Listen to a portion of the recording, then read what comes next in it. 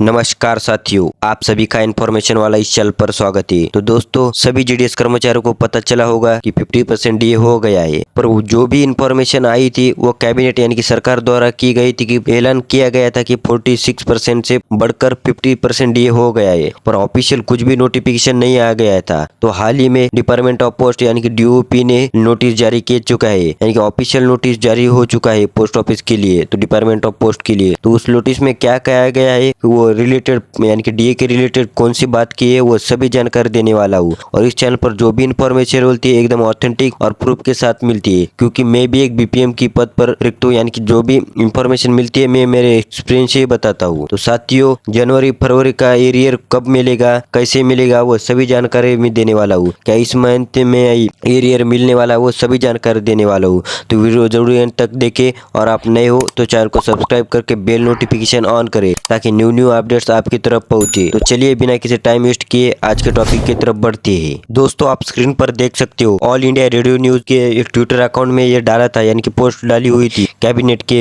यानी कि कैबिनेट से जो भी डिक्लेरेशन आया था 50% डीए के लिए, जो भी 4% डीए बढ़कर 50% हो गया है, वो गवर्नमेंट एम्प्लॉयज एंड पेंशनर्स के लिए सभी के लिए लागू होने वाला है। वो कैबिनेट द्वारा यानी कि सरकार द्वारा मांग की गई थी, यानी कि जो भी निर्णय लिया गया था वो सरकार तरफ से वो हेडलाइन में डाल चुका थी, यानी कि बता दिए है। और आप स्क्रीन पर देख सकते हो कैबिनेट मंत्री यानी कि जो भी कैबिनेट है वो उस लेटर में बताया गया है, पर आपने को वो नहीं चाहिए। डिपार्टमेंट ऑफ पोस्ट का ओरिजिनल यानी कि नोटिफिकेशन जो भी आ चुका है, तो उसमें क्या क्या बात की है वो सभी जानकारी देखते हैं। साथियों, आप स्क्रीन पर देख सकते हो, government of India, ministry of finance, department of expenditure, यानी कि जो भी डिपार्टमेंट ऑफ एक्सपेंडिचर है उसने लेटर जारी किया है गवर्नमेंट ऑफ इंडिया ने। तो क्या क्या है वो देखते। साथियों, 12 मार्च 2024 को ये लेटर जारी हो चुका है। 12 मार्च को office memorandum subject revision of rates of dearness allowances to central government employees effective from 1/1/2024, यानी कि वो रिवाइज कर रहे हैं जो भी डियरनेस अलाउंस के रेट है, यानी कि गवर्नमेंट एम्प्लॉयज के लिए, सेंट्रल गवर्नमेंट के एम्प्लॉयज के लिए वो 1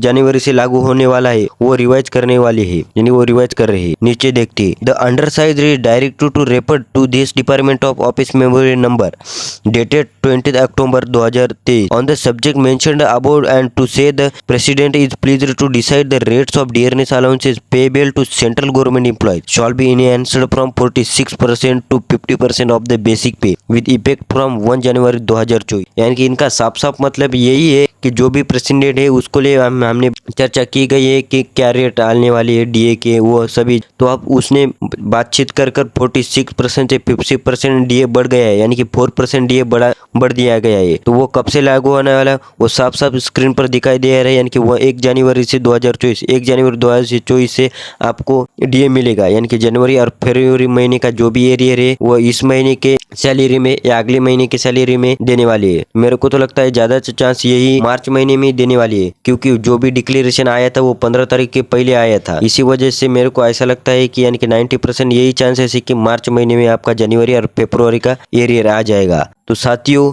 ये बड़ी खुशखबरी की बात है, क्योंकि जीडीएस में जो भी आती है एबीपीएम, बीपीएम और डाक सेवक, उन सभी के लिए खुशखबरी की बात है, उनकी सैलरी में बढ़ोतरी होगी। तो कितनी बढ़ोतरी होगी साथियों? बीपीएम की बेसिक पे होती है 12,000 रुपये, और उनका 50% डीए यानी कि 6,000 रुपये, कुल मिलाकर 18,000, और प्लस जो भी ऑफिस मेंटेनेंस का सड़ यानी कि क्या आती है वो होती है 500 रुपये, यानी कि कुल मिलाकर 18,500 के नजदीक उनकी सैलरी हो जाएगी। और एबीपीएम और डाक सेवक का सेम ही होता है बेसिक पे, उनका होता है 10,000, और उनका 50% डीए यानी कि 5,000, और जो भी साइकिल अलाउंसेस आती है उनके 180 रुपीज़, वो कुल मिलाकर 15,000 के ऊपर जाती है, यानी कि लगभग 15,000 के ऊपर ही से उनकी सैलरी जाएंगी।